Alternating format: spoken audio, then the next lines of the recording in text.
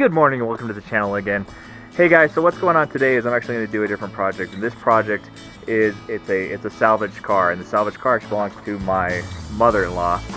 And I thought I'd do a quick video just about the process of a salvage vehicle, the inspection of a salvage vehicle, and getting it back on the road.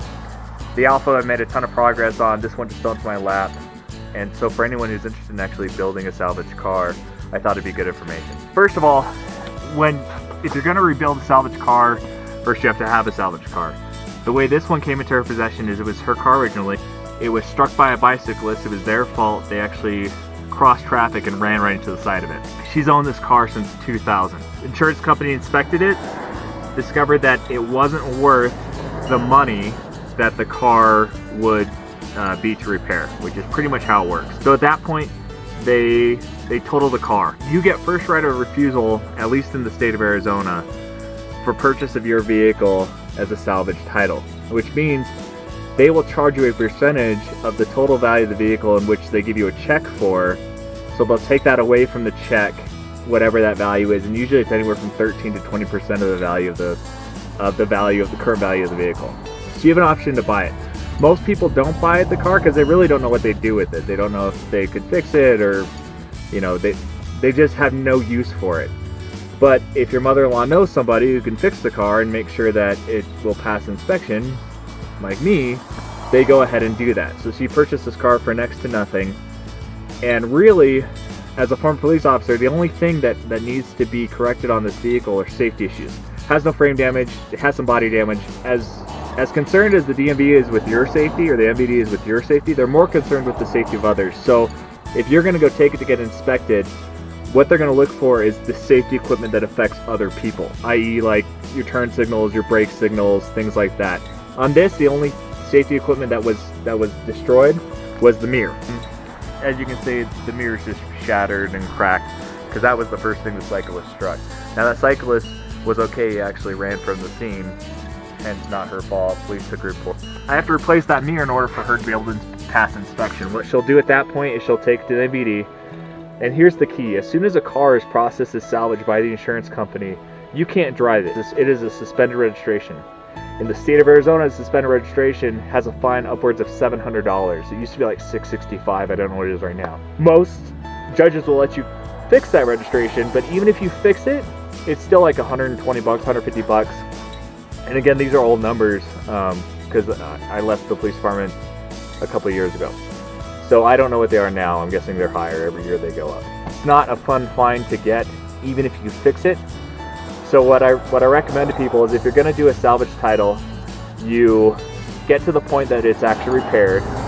Then you process for a 3-day permit, temporary permit, and you process that around the time which you can get inspected. Now understand, MVDs don't all have inspection centers, and they don't all inspect on a daily basis. In fact, they're usually off, I think here in Flagstaff it's twice a month or once a month. So you process it or plan it around that, get your temporary permit, go down after the repair's been done, and then go ahead and get it inspected. Now here's what they'll ask for. They will ask for receipts for anything that has been replaced that isn't OEM, that isn't originally on the car. And the way they can tell that is, say the color doesn't match. Like this mirror, it's silver, it's not gold. And due to that fact, they're going to look at it and they're going to go, hey, that's not the original body panel, and they're going to verify that that's not a stolen piece. So to do that, just make sure that you have receipts. If it's the original wheels, or say you had an OEM hood and you had a carbon fiber hood, which happened in my case, and I put the original hood on, not a big deal because all those bins match. So you go there, they get it inspected, you pass inspection, and then at that point they're going to offer you what's called salvage. So they're going to give you a salvage title. It's going to be registerable, it's going to show as a safe running vehicle, and then you can go ahead and get it insured and do everything that you have in order for it to be legal on the road. Just really easy after that point. Not a big deal. But that's why you'll see on when people are selling cars, they'll say salvage title. That's really the process of getting a salvage title. It's not that difficult. Most people just don't do it because they don't want to hassle with it. Man, it's a good way to get a car that 100% the history of it. You know what the accident entailed, and so you're getting a really good car that you can then sell, make some pretty good money on, and know what it entails in order to get that thing put into place. So today we're actually going to replace this mirror, and I'll show you a couple things. Like on these mirrors, they're off the same model, but they're different model year. So understand that when you buy parts, some things are going to be different. Like this, it's a female, this is the original, and this, it's a male. So that's an easy fix, because the points of contact or the points of where the holes are actually in the body on the frame of the door, I'll just push it through, and then I went and bought a couple more nuts, a few nuts, in order for it to bolt right in. So that's really it. The plugs are all the same, everything else is all the same. So just be careful when you buy parts for vehicles, that even if they say they're for that year vehicle, things change.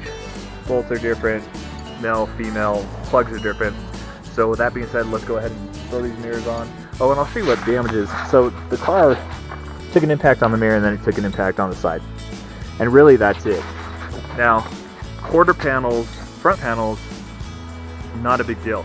Those can be popped off and replaced.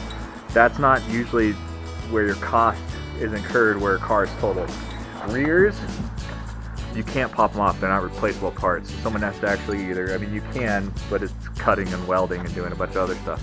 So there's a lot of body work involved in that, and that's usually where it's cost prohibitive and they just total out the vehicle. But that's just, you know, just understand there's certain car parts that are going to be cheaper to replace, but if you take certain damage, like on doors and things like that, chances are, unless it's a newer car, they're probably going to total out, especially with a 2000. So let's go ahead and throw these mirrors on. So the new mirror's on, guys. It's right here, and it functions just the way it's supposed to. All the electrics and everything function. Here's the issue. So I looked it up, and I was informed that the coupe and the four-door had the same mirrors. That's not true. They're actually different. The mounting points are different. So I had to modify some stuff. So hey guys, where I said I had to modify stuff, I just want to clarify.